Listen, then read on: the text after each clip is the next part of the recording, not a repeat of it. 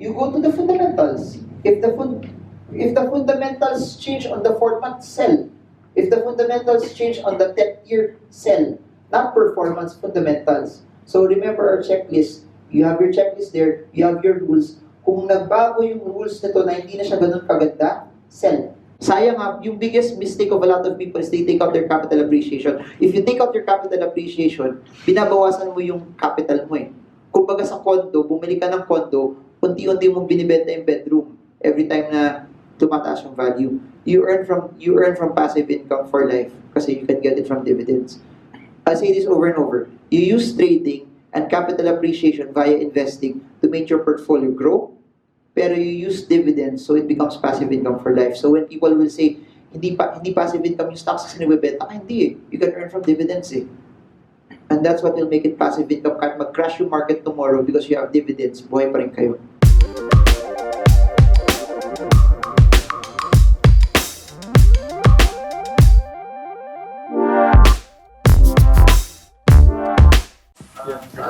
Naka-record yan?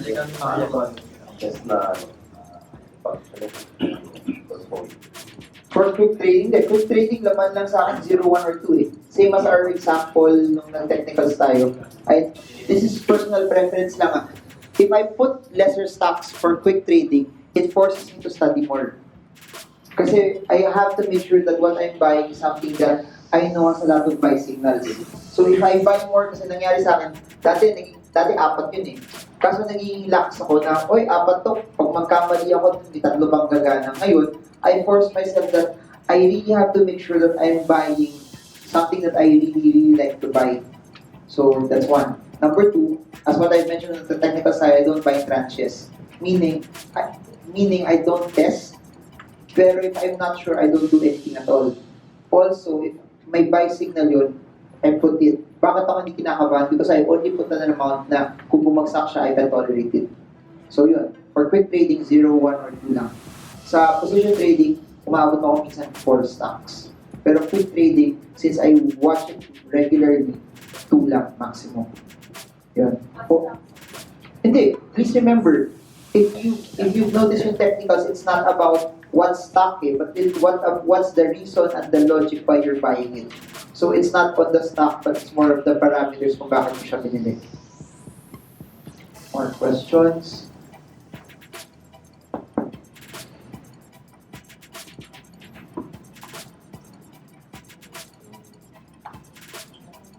Okay lang, yung flight ko magbukas pa, kaya pwede nyo, Sir, question. Yung sa data nyo na PE ratio each year, saan nakukuha siya? sa valuations. But so, you talk about yung questions sa valuations natin na seminar, no? Di ba nag-compute tayo ng per value? Tapos may data tayo each year na PE ratio. Yun, saan yun nakukuha yun? You're talking about the valuation seminar, di ba? That's a valuation. The answer to that is this. Your brokers have it. You just have to go, whatever your broker lahat meron yung broker niya na 5 years. So, kailangan niya na puntahan mo sa research portion. Kasi suggestion ko, when you go to your brokers, wag lang portfolio yung titignan lagi. You go to the research portion, then enter the company. Either nakalabas yun sa valuation ratios or sa financials. So, may nakalagay doon 5 years. That's why I said, some brokers, meron pa, may features sila na pwede mo siya export na naka-CSV kagad. Idadump niya into an Excel file. So, pwede mo siya copy-paste. Doon sa magaling mag-macro, pwede mo siya gawin ng formula. That's one. Second suggestion is this. Yung binibigyan ng broker 5 years. So, if you want more data, dapat tinatago nyo na siya kagad. Kasi, next year, paglabas ng 2019 na earnings, yung ngayon, yung meron ka 2018, 2017, 2016, 2014, at 18, 17, 16, 18, 14. Paglabas ng 2019 earnings, mawawala yung 2014. So to answer your question, nasa broker lahat yun. Pero suggestion ko, since nasa broker lahat yun, you have to extract it, then put it somewhere safe. As what I said also in the valuation seminar, I had so much data before, linagay ko sa hard drive, nag-cache yung hard drive ko. So kung kaya nyo lagay sa cloud, upload nyo doon para hindi siya makawala. Follow-up question. Okay lang. Paano pag yung broker walang data nung gano'n? Pwede ko siyang i-compute na, kasi trinay ko siyang palabasin using yung average nung 1 year. For example, trinay ko kuhanin yung 2018. Okay. Kinuha ko yung average nung lahat nung tawag dito, closing price. And then, ginamit ko yung EPS. I-divide ko yung price sa EPS para makuha ko yung parang pinaka-average niya nung price to earning ratio sa buong taon. Okay. Pero you won't be able to project it into the future kasi kailangan natin yung EPS for this year. So you need the growth rate eh. So you will still need a historical EPS growth eh for you to complete it. And then yung yung data, kasi ang kulang lang ako yung data each year. Like for example, yung 2018, 2017, yung mga previous years. Sir Marvin, tatanong ko lang, based on your experience, ano ba yung pinaka-ideal na buying time sa stock market? During opening or there's certain time na? I tried to figure that out also, no? Pero I've noticed, wala akong nakitang specific pattern eh. But what I know is this, the mornings always have more volatility, lesser volume. The afternoons have more volume, lesser volatility. So, pero ako, what do I do in practice? Kung ano yung madatnan ko na naka-login ako, kung gusto ko magbenta, nagbibenta na ako at that moment, hindi ko nahihintay. I don't wait na, ano kaya mangyayari sa hapon, wala nang ganun. So, if we're talking about technicals, kung yung support ko 10, nadatnan ko 9.8 pagka-login ko, tapos nakita ko below support na siya, I sell right there and then. Ganun siya. I don't wait anymore. Or minsan kasi pag binabarat ko, sige, hintayin ko sa hapon, only to find out sa hapon mas mababa pa siya. Yun. Pero I'm saying also that's not perfect kasi bakit? Pagkabenta ko ng 9.8 sa umaga, minsan sa hapon tumataas siya. Pero I'm willing to live with that. So, kasi if there's a perfect time kung saan papasok, everyone would be doing that na hindi na yun yung magiging perfect time.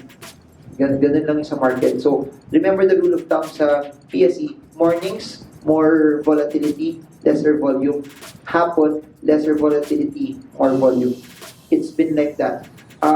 You have to make it in a way that your investing should be based on your lifestyle, not the other way around na habulin ko ano yung pinaka-exact time, tapos iniikot mo na yung lifestyle mo, hindi dapat gano'n. Make your trading revolve around your lifestyle para sustainable siya. Pwede mo siya gawin from now up until you hit 80 years old kasi pasok siya sa lifestyle mo. As you notice, what I've mentioned also when we were talking about moving averages, pag busy ako, nagtitrade pa rin ako pero longer moving average. Pag hindi ako busy, nagtitrade pa rin ako pero shorter moving averages. So that's how I revolve my trading to my lifestyle. Yan. Check lagi sa gabi. Oh. Why sa gabi? Because there's no emotions sa gabi. I don't want to be subjugated by the movement of the market. I want to base everything from the charts, not from the price action.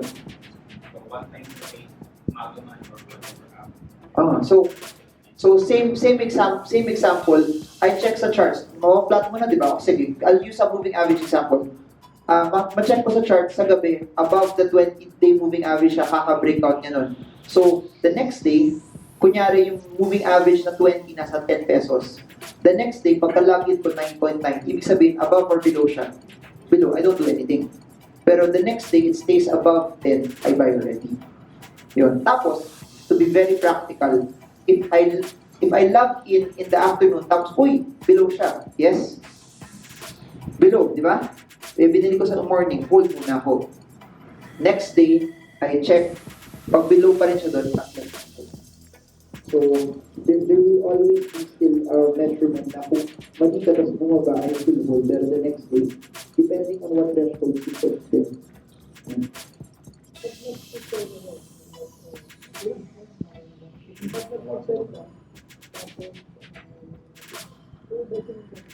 Sa trading is everything. I sell everything. Tapos, kung nagdadagdag pa ako na, kung nag-break out siya, yes, nakabili na ako dito, hindi na ako nagdadagdag doon. Why? My money will be better off buying another stock na lang din, na rebound also. Hindi, basta, yung rule of thumb talaga, sinasabi ko ba kasi, madami na akong mistakes dito. A lot of my mistakes came from hinabol ko na hindi ko dapat nabili. Kasi like what I said, kung para sa'yo, Bagay talaga sa iyo. Oo, huwag mo na habulin. Okay. More questions? Sige, we can go back here. Ano lang, yung sa technical, meron pong sinabi na pinakita nila sa parang ano lang na, condition na lahat, condition na lahat. Okay. I don't know if marinig na narinig mo na merong stocks doon na yung mga graph niya parang pangit na yung parang ano lang. Okay. I can't remember what it was, no? Pero if your question was indecision, yes? I don't do anything. I don't do anything. I still wait kung may decision siya. Pero indecision, nasa resistance, sell pa rin ako. Please remember that I said that nung nasa lesson tayo ng candlesticks. Why? Because the candlesticks is the weakest. Pero now you have other layers eh. Indecision siya, pero may cross down sa MACD. Indecision siya, pero meron na rin change sa moving average. I'll still sell. Because the range is stronger than the candlestick. The trend is stronger than the candlesticks. The indicators are stronger than the candlesticks also. So, kung candlesticks lang gamit mo, maghintay ka. Pero yun lang kapalit nun. You will get more false signals, like what we said at the start. That's why we use indicators to make it more refined na lesser yung false signals. There. Yes, sir. Naalala ko yata tinanong ni Sir yung sabi mo noon yung light versus sunlight. Okay. Yung malabo yung candlestick. Sunlight? Sunlight. Okay, yeah. Hindi siya sabi mo i-explain mo later on kasi ang hirap i-flag. Same. I explained it during our volume session that stocks like that, you don't use technicals for it because technicals won't work if volume is not there. So for charting formations na gano'n na hindi liquid, walang volume, you can't use technicals. Yun yung limitation. And yun yung limitation ng Philippine market because not a lot of stocks have volume. That's why when people are saying na hindi nag-work yung technicals because hindi siya nag-work talaga for every scenario. It's always past prices and volume. That's why yung sinabi ko na sa start na pare-pareho lang yung stocks na binabantayan ko kasi yung stocks na walang volume, hindi ko siya tinitingnan. O ano kapalit nun? Kung may umakyat na stock doon, na wala sa watchlist ko, I'm willing to live with it kasi wala naman siya sa watchlist ko eh.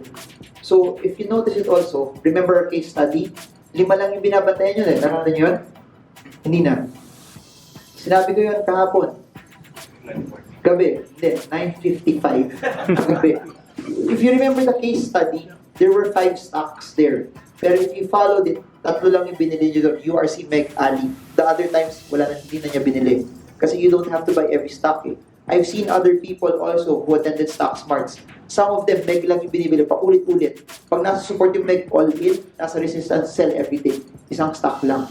They patiently wait every time there's a buy signal. May mga tao din, Ali lang. Ganun lang din. Every time may buy signal yung Ali, please remember, to be successful, you don't have to buy everything. You just have to master a few things. And if you notice it, you hear a lot of rich people, ano sinasabi nila? You only need to be good at one thing to be rich.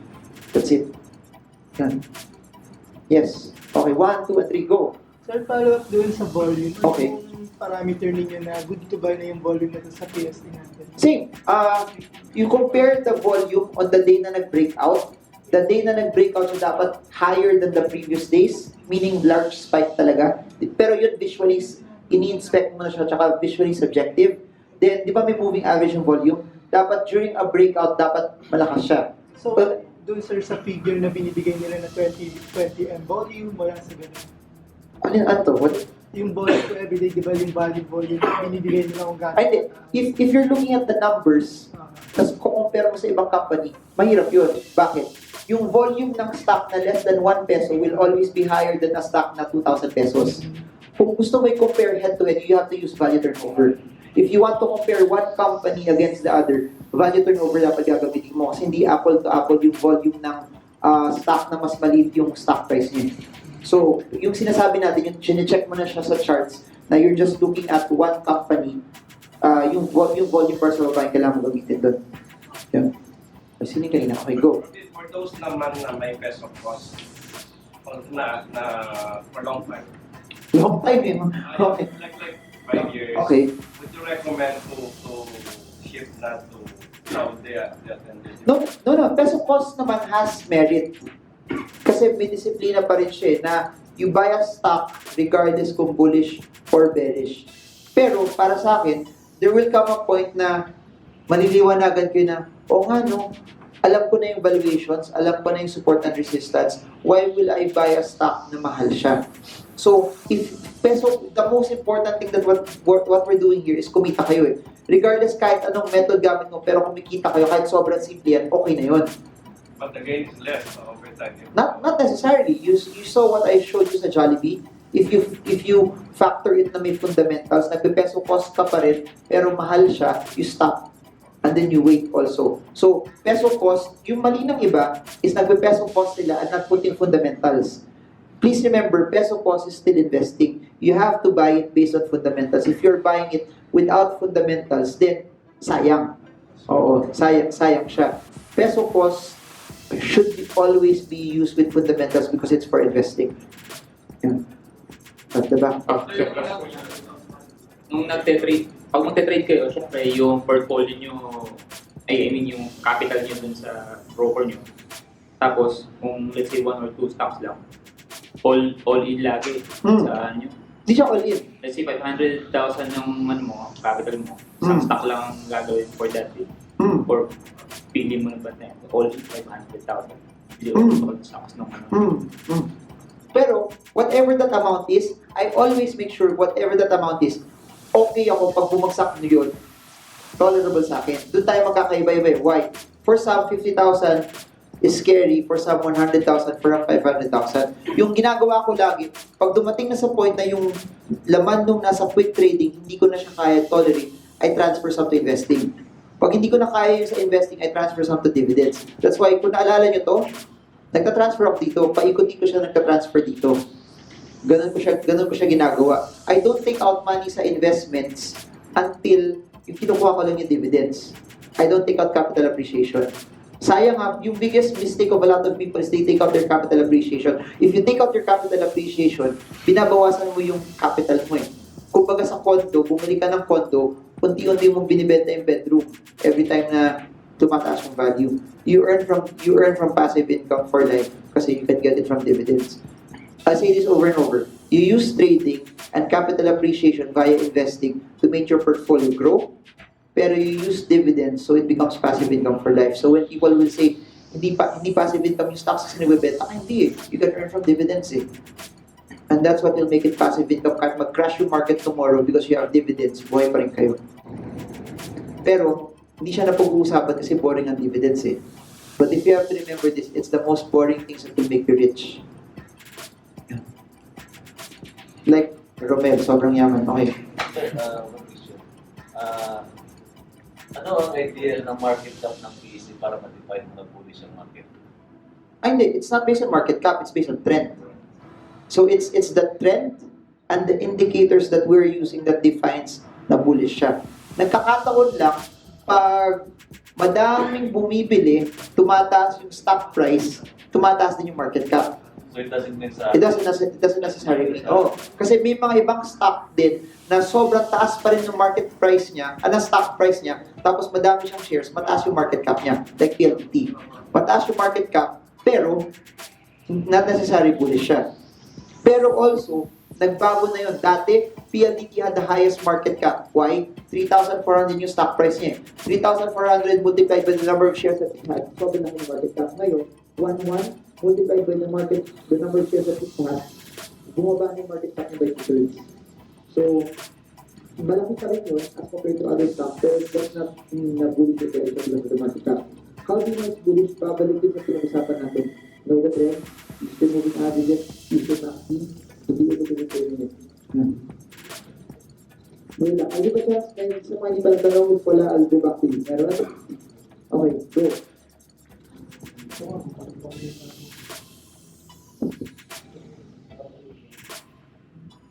Regarding doon sa allocation, kasi diba, based sa mga supply, tapos tatlong tawa doon ay gain, tapos ito ay music. Okay. Ang ano kasi doon ay yung sa balancing. Ano ba ang mas mag-work na mas magaling, mas beneficial? Yung mas ako na, ay mag-take profit ako para pambili ko sa waiting stock, or I will add more as a Okay. Para sa akin I will always think adding more money. Always add more money. You always put more money in the stock market. But I said it nung start ng session, yung goal mo is palakihin yun para pag matanda na kayo, I'll give you an example. Because, what time did you get it? Or, okay, I meant to this. I meant to start. Sabi ko, pag 1 million yung pera mo, if you want to earn 1 million, magkano yung interest? Magkano yung percentage gain? 100. Pag 10 million pera mo, para to earn 1 million, ilang percentage? Yes, that's why you keep adding, you keep making it bigger, para later, malaki yung pera mo, you are earning the same amount, but the repetition is smaller. You always add money. You always, as long as, para sa akin naintindihan yung stock market. But after this, nakita mo, hindi siya para sa'yo, your mutual funds is earning more than your stocks, or your funds are earning more than your stocks. Put more here. Buy more index funds. Pero yung na para din yung stock market na it's really working, it over down. Yung techniques of business and investing, you find out what works, and then you put all more money here. Ganun lang lagi yun. So, if it's not the stock market, you see business doing better, you put all more money there as well. Ganun siya. So, it is a question of, do I add more or do I sell para pang today? I always add more. Kasi you want your portfolio to get bigger. Tapos, ito pa. I invest in other markets where pwedeng mag-zero yung pera mo. Sa PSA, never mag-zero. Unless madilis or magsara siya or malugi. Pero other than that, if you go to other markets, if you do CFDs, if you do something na may margins, as in pwedeng mag-zero yung pera mo. Yung advantage sa PSA, kung investor ka, kung bumagsak yung stock mo, if you have 1,000 shares, you still have 1,000 shares, balikan mo siya after 10 years, ano pa rin yun? Provided na maganda yung fundamentals. Kung may dividends at bonus pa, kasi kumikita ka pa rin. Did I answer your question? Okay, sige, follow up. Okay, so if in case naman after in a long run, some of those companies naman ay hindi na gumanda yung performance niya. So when will I get out or when will I This is for portfolio management. Same pa rin. You go to the fundamentals. If the fundamentals change on the 4th month, sell. If the fundamentals change on the 10th year, sell. Not performance, fundamentals. So remember our checklist.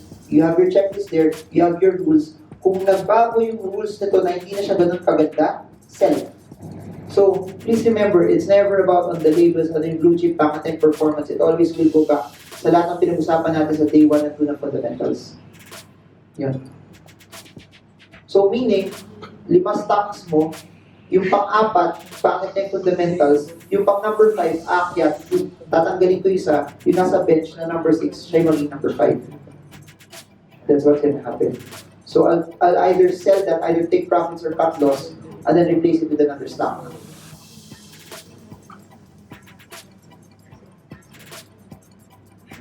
Okay? Okay?